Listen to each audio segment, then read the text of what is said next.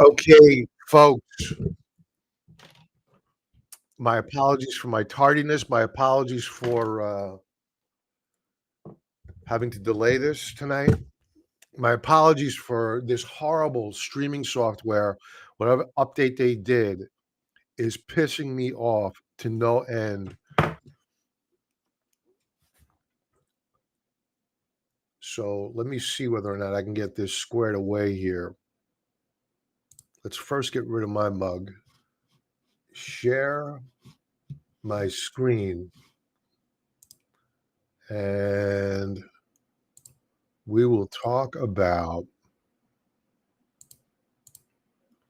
tomorrow.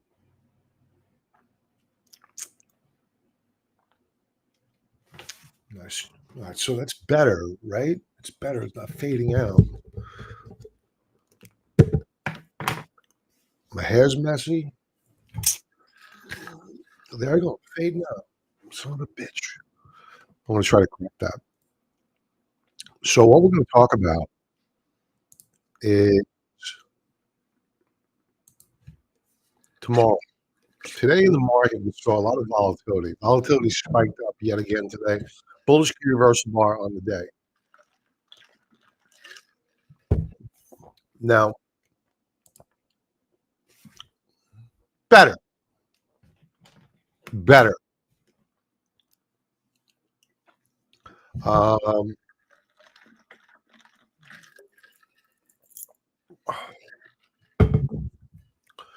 so volatility spiked. And Franklin, sorry for the delay, my friend. Uh, we're going to go over the weekly charts. We're going to talk about Jackson Hole and why I think that we're seeing this week a lot of the word I'll use is trepidation, right? So, what does that mean? What do we know for a fact? We know for a fact we're going to get a rate cut, but there are also some facts out there that are very uncomfortable facts. Fact number one is that leading economic indicators on Monday were horrible, the worst since 2020. Then a rumor started floating around that the BLS was going to revise down the jobs for the past year, and it was going to be between 600,000 to 1 million jobs revised down. Now, when I heard this, I wasn't surprised. It was a validation. You can go back to many live streams where we talk about non-farm payrolls. Non-farm payroll. They would the establishment survey, which is the headline number, would come out, and that's what the talking heads on CNBC they run with. Oh, 3% unemployment. Oh, 250,000 jobs created. They only expected 100,000. Wow, the economy's on fire. They did that for years. For years. Now all of a sudden, the BLS decides that, oh yeah, well, you know what? We kind of made up a lot of those numbers, and we need to make a revision, the second largest revision in U.S. history. So all the jobs data that we've gotten for the past year has been erroneous. It's been overstated. So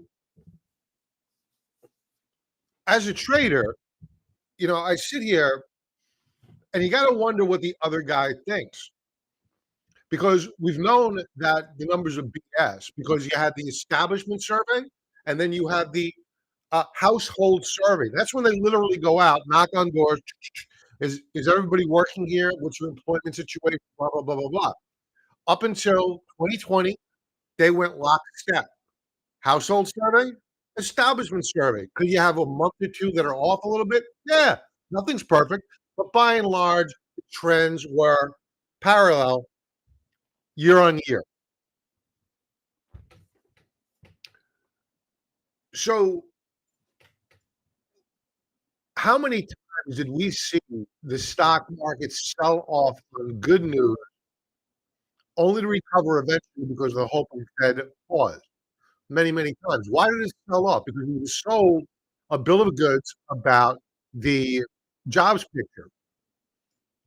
So what did the Federal Reserve do in the light of those jobs numbers? Well, the same reason why the stock market went down on those jobs numbers. It was a projection that the Federal Reserve was going to have to increase rates, and they did. The largest series of rate hikes in U.S. history happened within the past 4 years. So you come out and you say, okay, um, the jobs picture weren't what they really should have. So the question is got to be asked: wait a minute, time out here. If the data was wrong and the jobs picture was not as rosy, didn't you feed the Federal Reserve false data in which they continue to increase interest rates under false premises?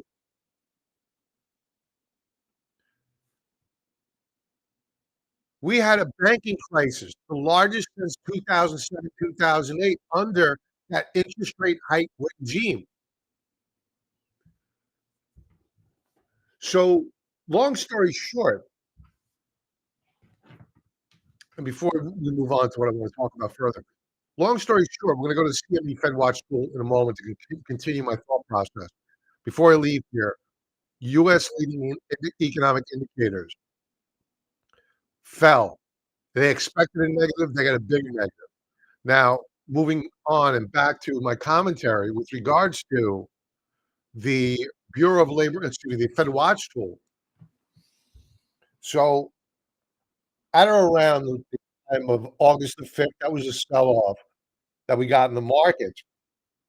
The expectation for a 50 basis point rate cut was over 50%. It was the assumed that we were gonna get a 50 basis point rate cut. Nobody argued that we were gonna get a cut. It was just how much. So we had a Fed governor that came out. I want to say his name was Waller, Parker, something like that. And his comments the other day were that we're going to take it slow. Housing is still a concern. Housing inflation is still a concern. We're going to take it slow. That's a problem because what you're telling the market is that you're ignoring the revision to jobs numbers, and they're only expected to get worse because we have a trend now of the U6 and the U3 unemployment numbers rising, not month over month, over 3 months now. And then you get the Rams, it's all over Twitter, Rams, uh, theory or whatever it is.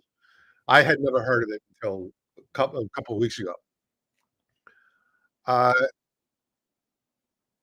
and so we have an indicator out there telling us that we're probably heading for a recession. But what the Federal Reserve fears more now than any time else is inflation still. Because they know if we go into recession, all they need to do is open up the floodgates of money and they'll bail us out of the recession. So if the Federal Reserve delivers a message tomorrow that we're going to be very, very slow and gradual with our rate cut regime, perhaps not even sequential rate cuts. If you hear any conversation to that effect, I don't expect that this market's going to hold up because everything out there is pointing towards recession. We're going to go over the charts in a moment. You take a look at the yield, 10-year yield, down. You take a look at oil, breaking down. You take a look at natural gas, breaking down. You take a look at the, uh, oh God, yield curve. It's broken out in a monthly time frame. It's up on the week. It's pulled back off the month, to be fair, not to be hyperbolic here. But all of these events are taking place and it's all indicative of a recessionary environment.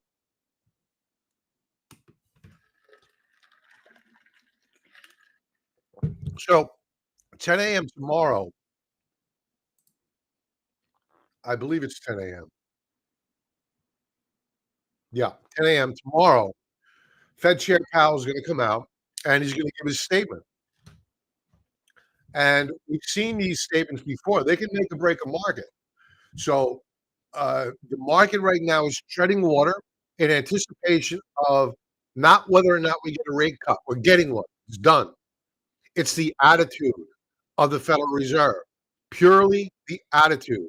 If they display an attitude of still concerned about inflation rather than the slowing of the economy, and if they blow off, if he blows off the revision to the jobs numbers, I mean, it takes, to put this into context, it takes 6 months for a rate cut or a rate hike to impact the economy. Right now, we still have rate cuts that are still hitting, excuse me, rate hikes that are still hitting the economy from many, many months ago. So that's what tomorrow is all about. That's why you're seeing the volatility pick up in the market. So it could either be I think it's going to either be a major, major sell-off or a major, major rally. I don't think there's an in-between here. So let's go through some stats, and then we'll take a look at the weekly charts, and we'll do some chart requests. Do people like, I'll take a vote here. You like this better? This better? Side by side, but bigger? Or my ugly mug on the lower right here? And you won't hurt my feelings whatsoever. I'll keep it like this because this is what we normally do. Your feedback matters. What you say goes, and that's the way we're going to do it. Screen share not working. Is it working now? Hopefully. My streaming software did a major update to the point where I didn't know how to use it anymore. So that's why we're delayed again today. Thank you, Franklin. Thank you. Yields were up. The curve dipped today. Yes, it did. Yes. Bond traders were comfy leading Jackson Hole. Well, that was an all-day event. Most of the day, you saw the yield curve steepen. It only pulled back in the back half of the day. Lower right, lower right. I lied. Now my feelings are hurt. How dare you? At least one of you is going to say, "Oh, the big one with you in it." Okay. All kidding aside. Thank you, Denny. Appreciate it, guys. Okay. So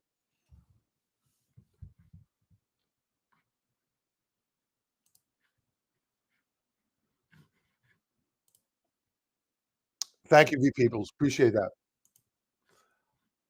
Okay, yields, excuse me, PE ratio, nearly 36. So, we're going into a tomorrow that the market's not cheap. They'll talk to you on a forward-looking basis. The multiples at 21. It's still not cheap, but it's not massively expensive. So, on a rearview mirror basis, equities are elevated, heavily elevated. Elevated enough where you wouldn't make fun of the market for selling off. I mean, it's not cheap, so you can see a sell-off here. So in terms of sentiment, you have many measures of sentiment. You have bullish sentiment.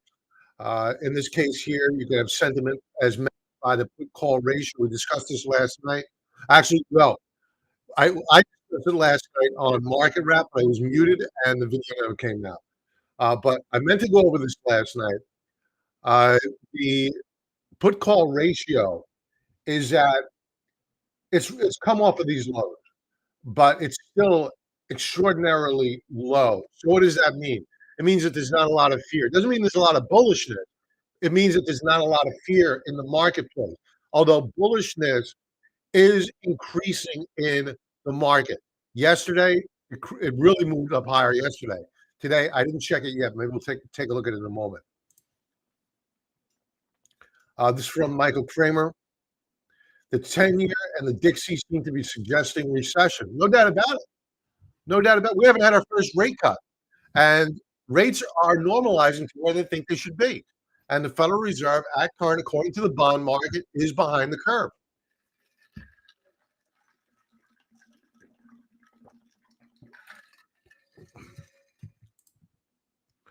Now, here's what we were talking about earlier. The U.S. Labor Department revises 12-month job growth down a massive 818,000 jobs.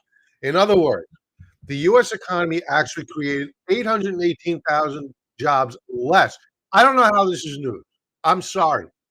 An idiot like me with no economics degree has been saying this on this YouTube channel for months now. Nobody validated.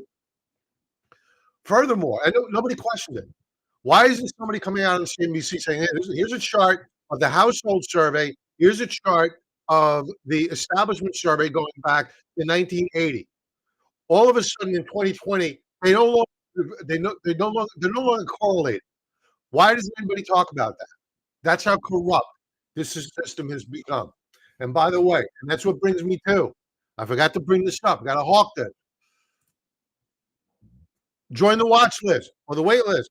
August 30th, we are launching the Contrarian Trader Public Forum, free, no credit card required. Enter your name below. And at no point in time you're going to be asked for credit card. Join in. We have a lot of people already signed up, so it's good stuff. I'm psyched. Okay, so I'm not going to read through this whole thing.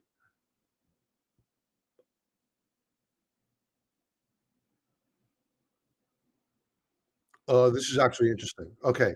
On the other hand, non-farm payrolls data showed the U.S. labor market added 663,000 jobs and 577,000 jobs in Q3 and Q4 of 2023. This is a jaw-dropping 1,088,000 difference in job count in just over 2 quarters. Think about that. So let's put that into context. Let's go back to what I was saying before. There's no argument about need. The question is, do we get 50 basis points or do we get a quarter basis point? Right now, the market's still been able to rally on a quarter basis point hike. It's stalled.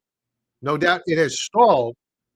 The question is next on the minds of investors is, how serious is the Federal Reserve? Are they going to play games here? Are they going to be data dependent, blah, blah, blah, blah, blah, and no rush to continue to cut rates? That's the problem. That's the problem. And he's got to sell that tomorrow. And I don't know whether or not he gets it or whether or not he cares more about going into recession, because recession hits, he opens up the floodgates of money and we get a bailout. Damned all the people that lose their jobs. They don't care about that. That doesn't matter to them. What matters is that they don't look bad. They can't have inflation coming back and saying, yeah, you cut rates too early. He does not want to be the Burns, the Fed chair back in early 70s, who cut rates too soon only to see inflation come surging back and didn't end until the 1980s. So that's the last thing he wants. This is legacy stuff. In his mind, he's better off legacy-wise if he allows the economy to go into recession and he comes riding in on his white horse and he bails out the economy again. Yield curve. I forgot who said it, but yes, we pulled back today on the yield curve, still up on the week. And the monthly chart has, as I mentioned earlier, pulled back. And for those not familiar with what this is, it's the greatest indicator of recession that we have at our fingertips, and it is steepening. Now, does it matter that we're off the highs of the month? Yes, it does. I would be a hypocrite were I to ignore it. Were this a stock, would I say buy it? No, I can't. It's selling off. There's overhead supply. So I'm not coming on here to be hyperbolic. I'm not saying the stock market's going to crash, but I'll tell you something right now. If we close out this month at the highs of the month, look out below for these equity markets. Let's take a look at the weekly charts.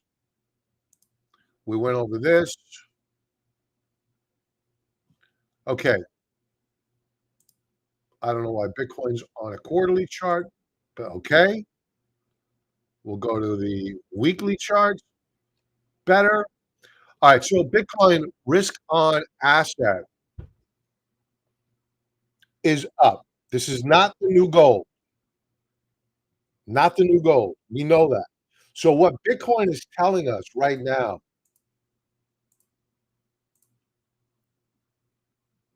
the hell is this? It's telling us that it wants to go up higher right now. There is overhead supply here. There is resistance immediately above. Let's see what it did on the day.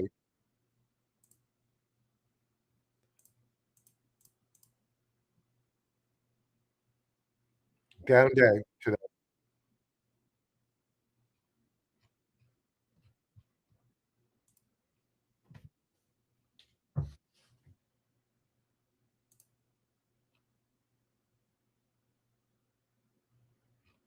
So the question here I have for Bitcoin is, does it break out here? Or is this a double top and we break down on stochastics? For those not familiar with the stochastics, it's not just two squiggly lines. Most people use it for overbought, oversold levels, and yeah, that's fine. But I use it for an indication of momentum. Where's the momentum? And RSI and stochastics are my favorite indicators for that type of analysis, along with overbought and oversold readings. So right now, Bitcoin's in show me mode.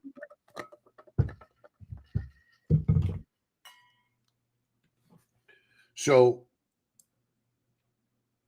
we are seeing a Bollinger Band squeeze set up here, meaning we have the Bollinger Bands trading inside the Keltner channels, Bollinger Bands in black, Keltner channels in gray. So there's a lot of energy getting built up here on Bitcoin. The question is, which way does it fire off? Now, it's trading above its 20-period moving average. Odds favor bulls right now, but that could change like that. So would I be a buyer here? I dollar cost average in every week, but would I be a buyer absent that? I would scratch the itch, probably. I would put on maybe a very small position and take my crayon out. If we break down, bail. If we break out, add. Simple as that.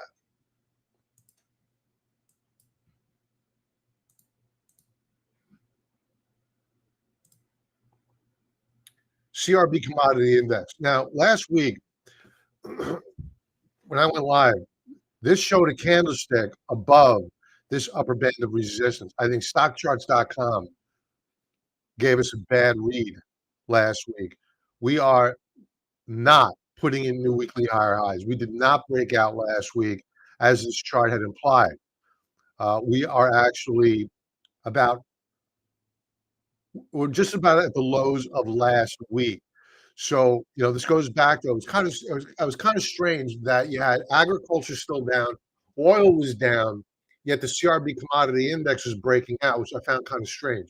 So this kind of makes more sense now, and it's more consistent with the fact that we're quite possibly in, have been, or going right into recession.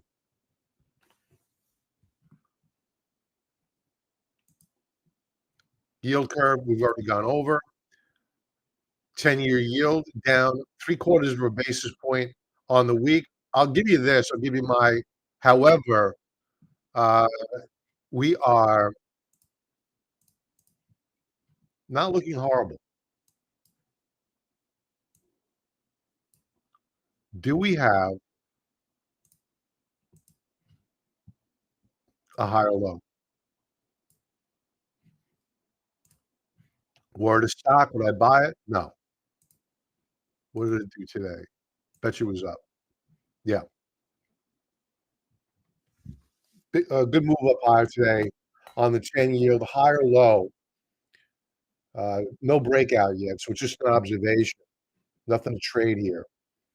But I think that if the Federal Reserve, again, I hate to keep repeating this, but this is what we're all about tomorrow, right? It's all about the verbiage that comes out of Fed Chair Powell's mouth, and if that if that verbiage is lackadaisical, if it doesn't have a sense of urgency, I think that the market's gonna lose confidence very, very quickly. So,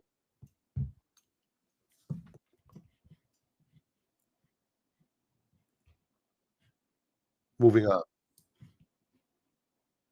TLT, we're still up on the week, but we have a little bit of topping action. How's our volume looking?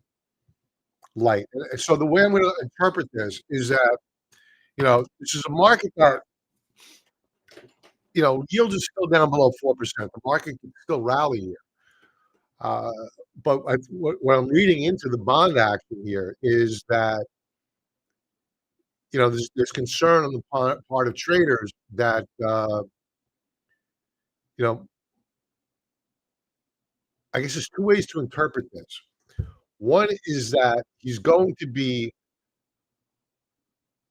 interpreted as being hawkish. He'll cut, but hawkish on his cuts.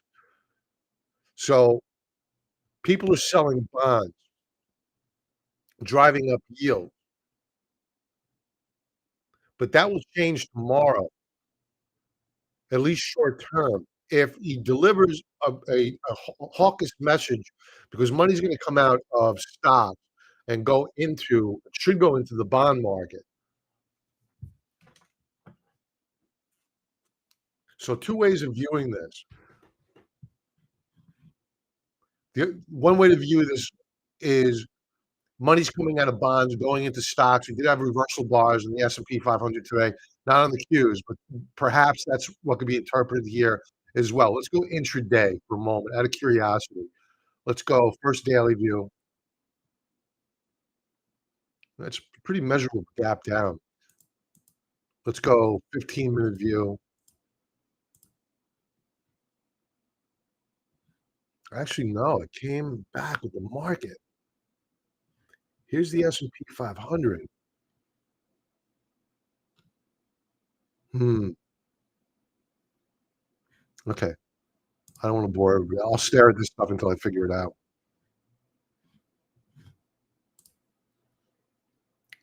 Uh, no, it's 10 a.m. tomorrow morning. 10 a.m.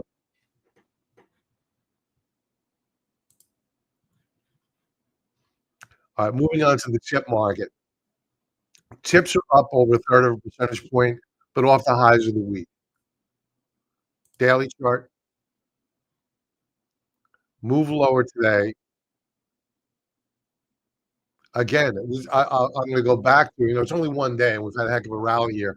I don't want to, you know, split hairs and pretend that, one day it really makes a difference. It doesn't. But if I had to hazard, what I'm looking at here is tip sellers saying, all right, maybe he's going to be a little bit more hawkish tomorrow, and there may not be need for tips right now. So one way of looking at it, and that's the way I would interpret this chart. But it's one day. Plus, we rallied off the lows of the day, so we really can't draw much from it.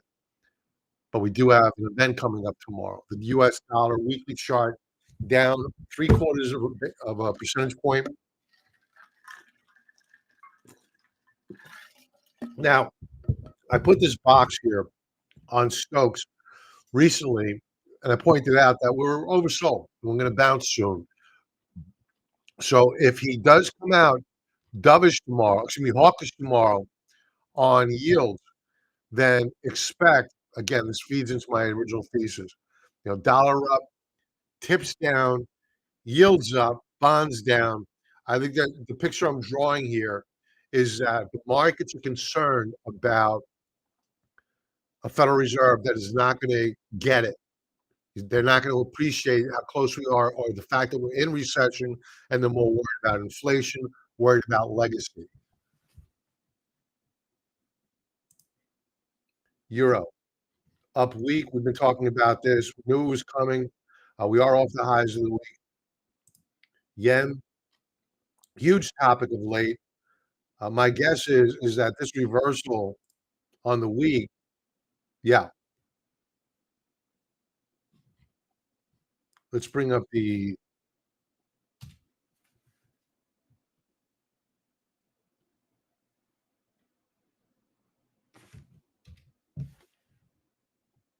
Where is my I wanna bring up the Aussie dollar, Japanese yen trade. Let me do this.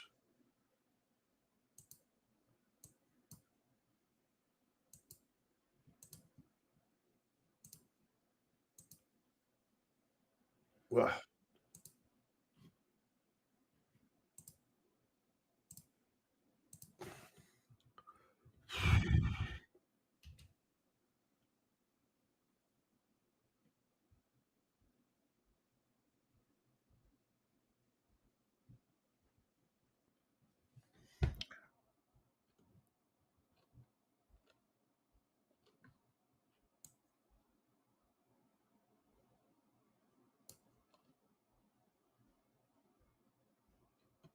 what I'm looking for is the ratio chart for the Aussie dollar, Japanese yen trade. I saved it, and we've been talking about it quite a bit. I won't spend too much time finding this. I would like to see it, though.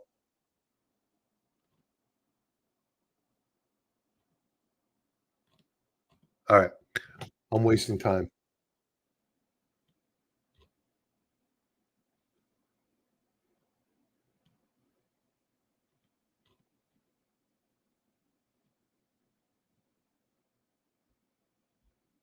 Okay, I'm gonna pass.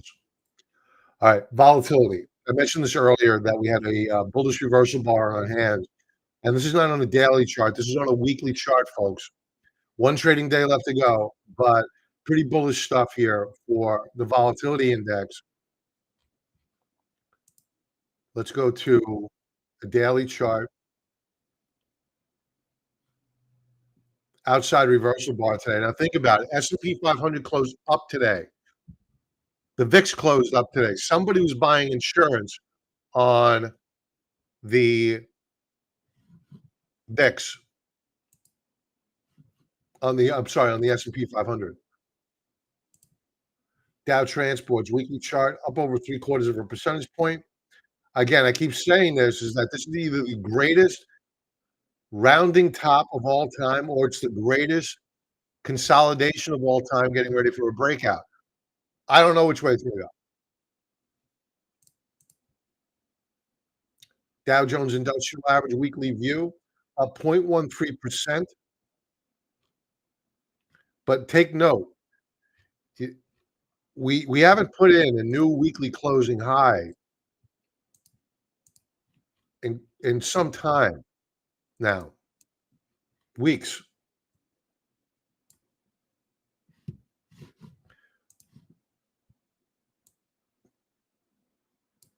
So we're in a wedge formation. Momentum is still moving up higher. So I still have to give, because the primary trend is up, I have to give the odds to bulls here. Now, looking at the daily chart,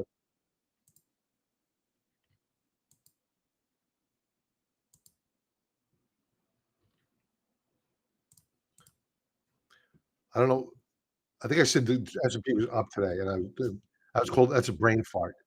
The Dow Jones on the day broke support. Now, I was talking with members about this, and we amended this upper band of resistance. I could have brought it above these 3 candlesticks here, and I said, "You know what? No."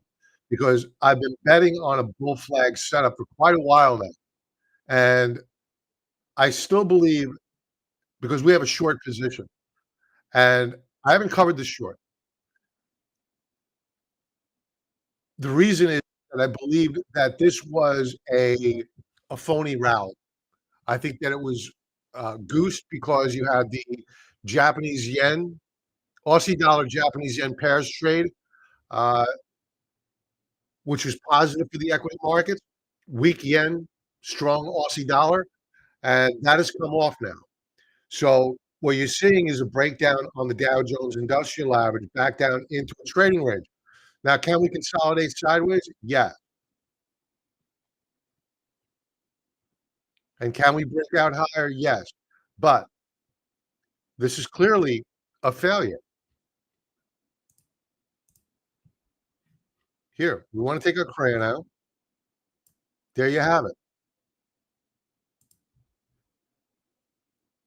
Dare I say a triple top? I really don't believe in triple tops, but this is about as close as you get. Potentially. Maybe we break out tomorrow. Again, I'm not making the call here one way or the other, which way we're going.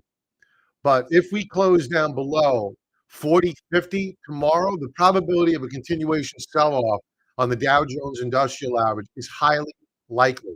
If we close down below 39.75, there's a strong probability that we're coming down to 38.75. If we break 38.50 and close there, look out below.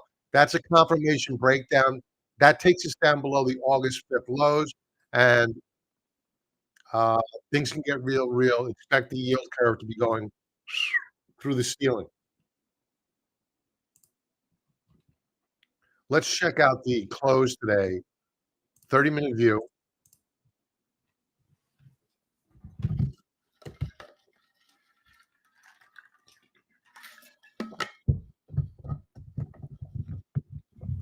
They bid it off the lows. That's the best that can be said right now. They bid it off the lows. Not a great close, not a horrible close. Volume was good. MACD, like a coiled spring. This could easily pop up higher tomorrow. S&P 500 daily chart, very close to an outside reversal bar and clearly a breakdown out of this uptrend channel.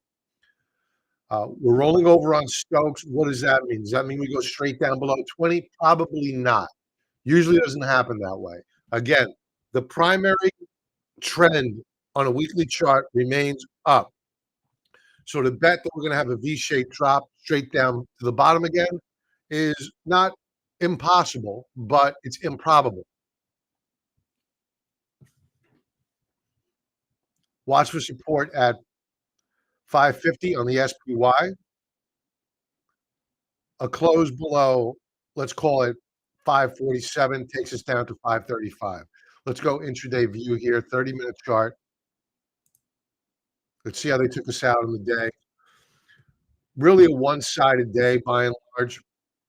Couple of blips up, but not much. Oh, a weak close. They tried to bid it up, good volume into the close, but a weak close. Triple Qs, bearish key reversal bar on the week. Think about it. We were up. We are now down. One trading day left to go. A lot can happen. Daily view.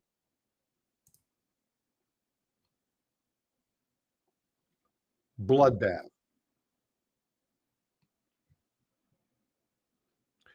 So you're hearing a lot of talk about small caps.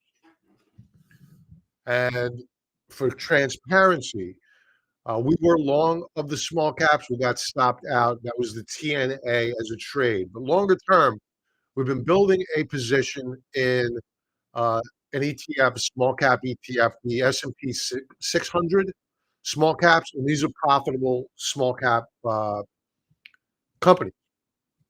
And we're building a position. Now, you're hearing a lot of people talk up the small cap. And I get kind of nervous about that because if they're going to cut rates and they do it slowly, everything gets crushed. Small caps are not going to outperform. So it's great for the small cap if you get a rate cut, but you also need a growing economy. You need customers to sell to. But if they don't have a business that's functioning well because you have a lack of buyers, then what are the rate cuts going to do? So you need to have a good economy. So that's why when the Federal Reserve cuts rates the first time, it's usually because they're too late. And you have the yield curve going like this, steepening, which is what it's doing right now. Granted, off the highs of the month, to be fair. But the statistic is that 6 months after the first rate cut, small caps tend to outperform. That's why we're dollar cost averaging in to that position. If they drop the small caps 10, 15%, great. Nibble, nibble, nibble. Fed's cutting rates, nibble, nibble. We'll be adding aggressively at the trough. When they're done, hopefully done going down, we'll be aggressive buyers in anticipation of that recovery. But to be coming out and to be a so-called professional saying buy small caps now, and you're ignoring the history of what happens to the overall stock market when the Federal Reserve cuts rates, it usually goes down. I think that's disingenuous. You're not telling the entire story. So I'm not saying that small caps benefit disproportionately better than what do large caps do. They do because they go to banks to take out loans where mega cap companies, they have cash they're sitting on. They can issue bonds. Small cap companies can't do that. So this is my way of saying that nothing is going to get spared here short term, even the mega cap names, because they know if we're going into recession, their businesses are going to get impacted. So I don't view this right now as a pure sector play out of the Qs into the small cap. And we'll take a look at the small caps in a moment. So we had the QQQ down 1.59% on the day, held support. We were down on okay volume. Let's see how they close this out.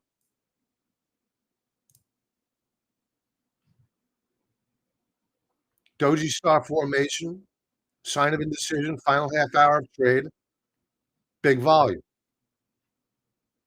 Okay, so down 1.59%. Let's bring up the small caps. Now, small caps are still up on the week. Well, this is a leveraged product. Let's bring up IWM, non-leveraged product. So we're doing apples to apples comparisons here. Okay, better. IWM is up just shy of a half percentage point. What did it do on the day? It fared better than the Qs, but it did close down. Let's see how they close this out here. We like to do this to see how we're going to open up tomorrow. It's a pretty good gauge. And I'll tell you, the first thing that jumps out at me are these Stokes. They're rolling over. This was not a good close for the small caps at all. If I had to buy the Qs or the small caps to bet on a profitable open long, I would go with the Qs. Technology, bearish key reversal bar on the week, down just shy of a half percentage point. Semis down nearly 1.75% on the week. Now take note here of what's happening. It's all about momentum. Lower highs, and we're not making a conclusion here. You can't draw a conclusion here, but you can do this. You could say, all right, what if we roll over? What if we fail to break out here? Do I want to be long semis or do I want to be short semis?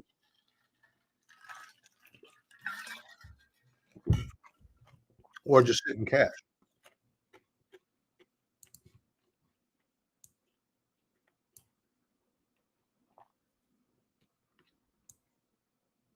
So here we are.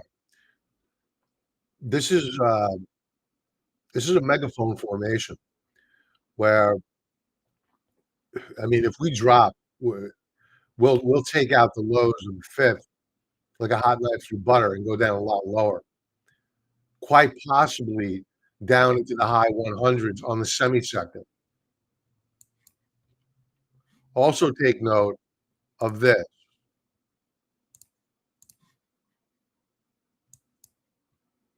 This here, you do not want to see this roll back over and head lower. You want to see this, if you're bullish, move up above 50. Let's go with a daily view because the semis matter. Woo! Whoa, this is bad.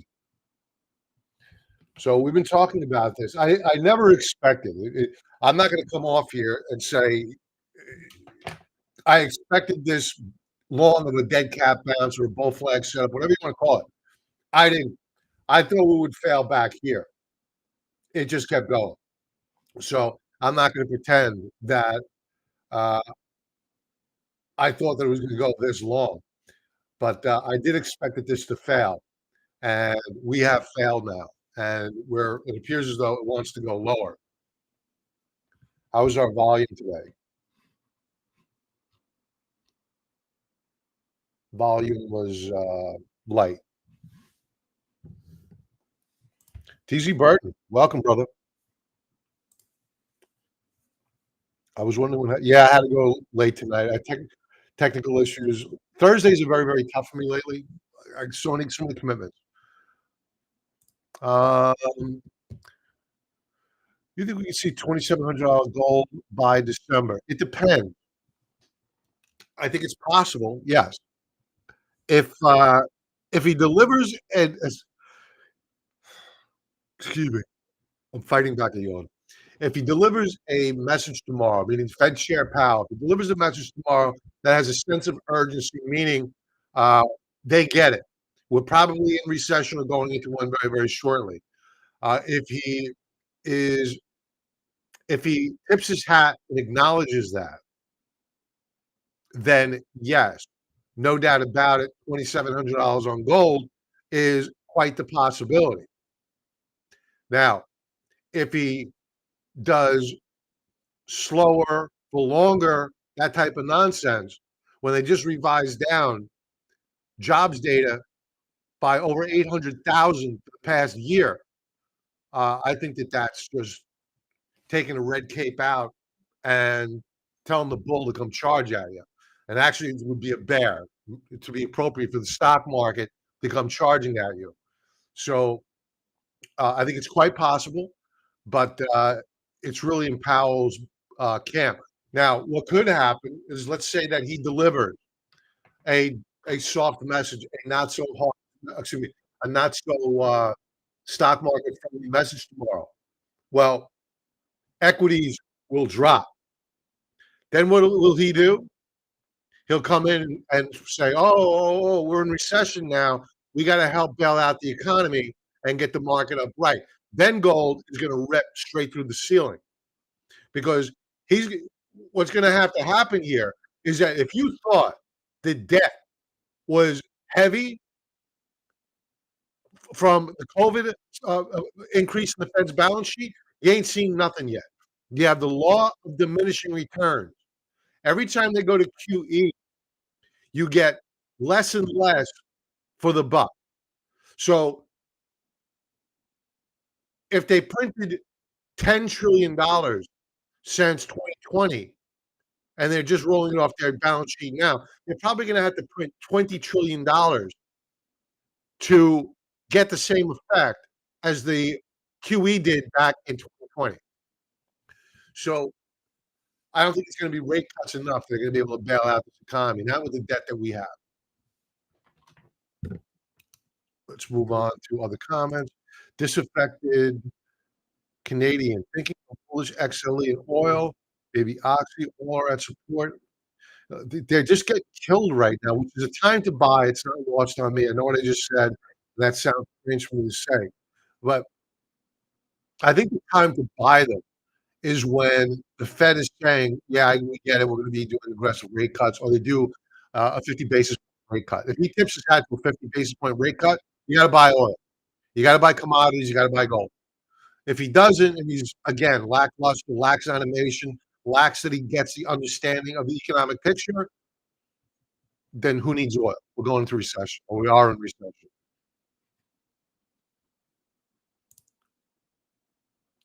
Every 3.5 years has been cooked to help this. Oh, no doubt about it. Everything they said is a lie. Everything. Joe, you think you're late? I'm late. I was late. Well, actually, you are pretty late because we're pretty well into the show now. So you're pretty late, but I was late too, to be fair. Okay, let's continue on. Take a stroll through these. All right, so semis really hammers it. How much were they down? Over 3.25%. Biotech, strong week. Biotech's looking pretty good. Hot resistance though. Daily chart not so good. Stable, up on the week. Flight to safety trade, daily chart, down on the day. Discretionary names, my least favorite sector, well off the highs of the week. I think this is done. Daily woof, down nearly 1.75% a day. Talk about a break-in point failure, also known as a bull trap. We broke out, failed. That goose is cooked.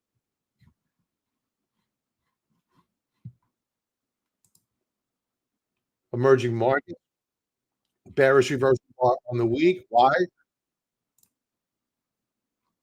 Dollar reversal off of today's lows, or the week's lows, I should say. And it's gonna trade with the rest of the stock market. Let's check out EMXC. This EDC includes China. Let's take out China. Not as bad, but still down. Energy, down 1.5% on the week, bearish key reversal bar. I will say this, there's 2 ways of looking at these stochastics, which are, again, a measure of momentum. One way to look at this is half glass full, right? High or low. Now, the other way to look at it is glass half empty. Do we have a double top, and do we break down? We don't know. We gotta wait for the market to tell us. Do we break out or do we break down? There's no pressure on us. I think a lot of people put much too much pressure on themselves to decide which way a stock or, in this case, uh, energy is gonna go. Why bother? Wait for the breakout or the breakdown. Daily chart,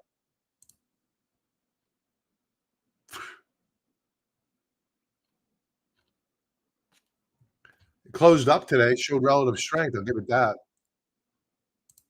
Oil, oil's down 3 1/3%. It must have been up today because that looks like it's off of its lows. Yeah, it was up 1.5% today. But still a lot of technical damage done here. I'm not a buyer of oil. Gasoline prices, look at this, down over 2.75% on the week. So people don't drive anymore, or is this a concern about the health of the economy? Is there a demand issue out there?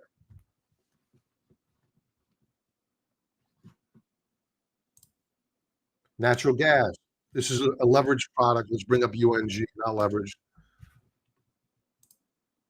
Down, wow, over 5% in a single week. And this is not a leveraged product. That's a huge move. I'm sorry, that's today alone. That's not even a weekly chart. Wow, that's a huge move. Weekly chart.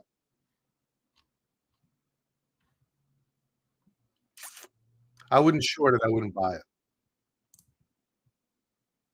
All right. Gold. If you can believe it, a bearish key reversal bar on the week. It did get ahead of itself relative to the third standard deviation Bollinger Band, no great shock. But what else is this telling us? It's telling us that, yeah, technically we extended, so no great shock there. But what else it's telling us is that there may not be that sense of urgency on the part of the Federal Reserve to do aggressive rate cut. So if he does come out and say, "Hey, we're gonna be cutting rates hand over fist tomorrow," it's usually not his style. Then you could quite possibly see a recovery off the lows of the week, if not an up week for gold. Let's go to a daily chart here.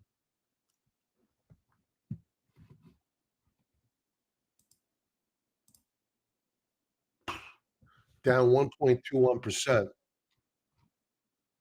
Light volume. Let's check out the mining stocks. Go to GDXJ.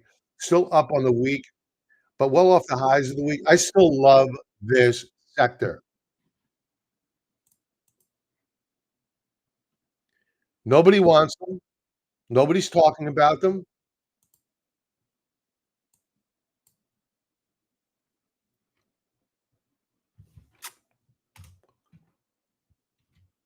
Let's go through a Bollinger Band squeeze view,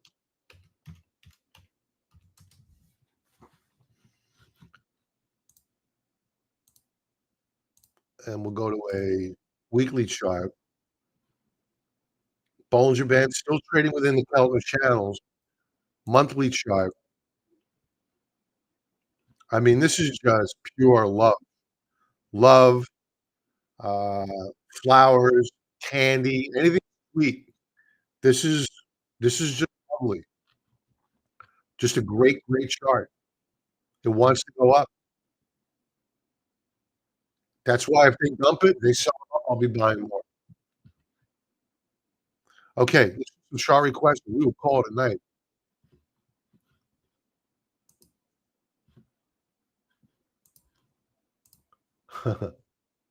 We're gonna miss DNC night 4.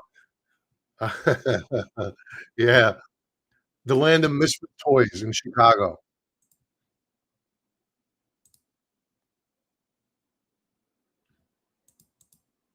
Let me go to the members area.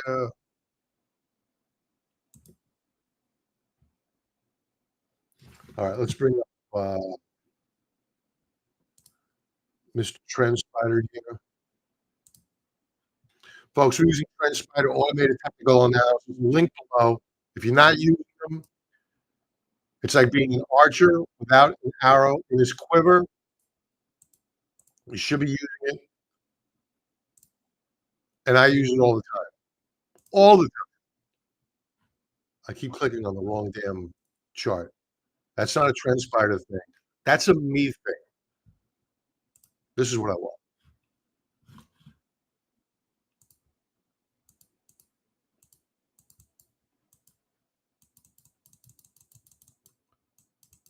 We froze up here?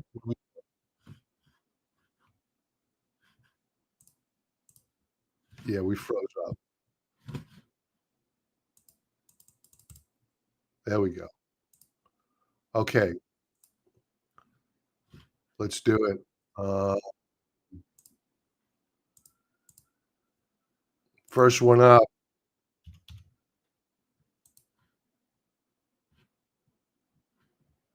will be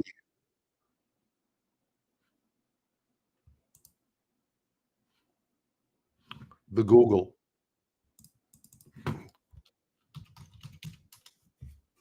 All right, let's go weekly chart here.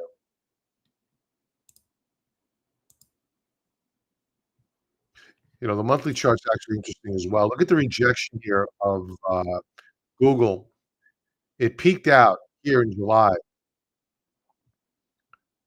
and it's been pulling back ever since. Lots of overhead supply. You can see on the monthly chart what I have overlaid here is quarterly resistance in dash line, and solid line is monthly resistance.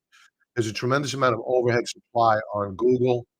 Let's go weekly view. Bearish key reversal bar on the week. Daily view. Outside reversal bar. So a pretty bearish day for the Google. Let's take a look at SMCI.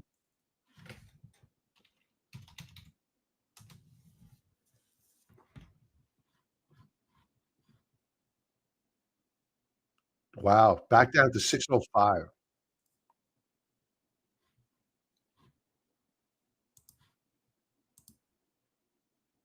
Lower highs. Oh, monthly chart's not pretty at all. So we are currently down 670. We need to salvage this month. It could still close down, but to salvage the month, technically speaking, we need to close above $670.24. Weekly view, stalled out here. Daily view, stalled out here.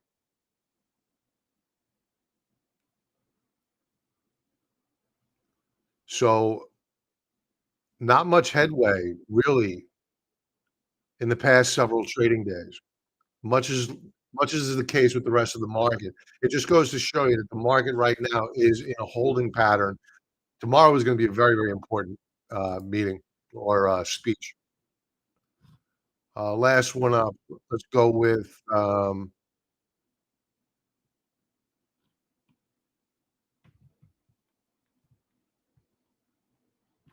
Triple M, Dow Component,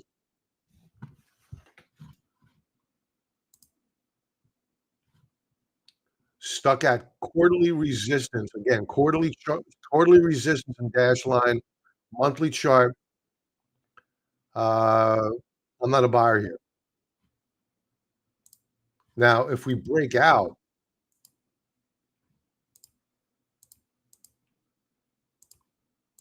above quarterly resistance,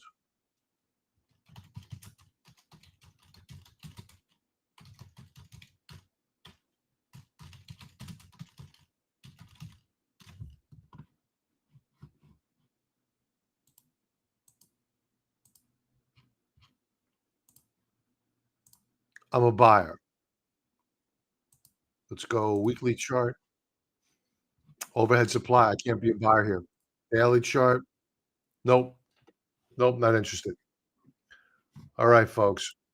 Thank you for being here. Thanks for being patient, staying on late this late. Uh, Tomorrow's gonna be a big day. So members, will be in contact. Have a profitable trading day tomorrow. Be careful. Beware of the knee-jerk reaction by the market because generally the knee-jerk reaction is the wrong reaction. So take it easy. Let the market settle down.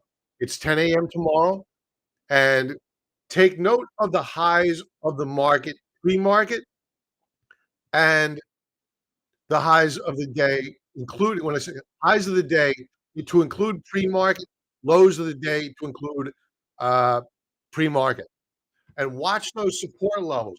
If we rally, then reverse, and we take out the lows of the day for on the day, and we pitter around there and then continue down lower, it's going to be a down day.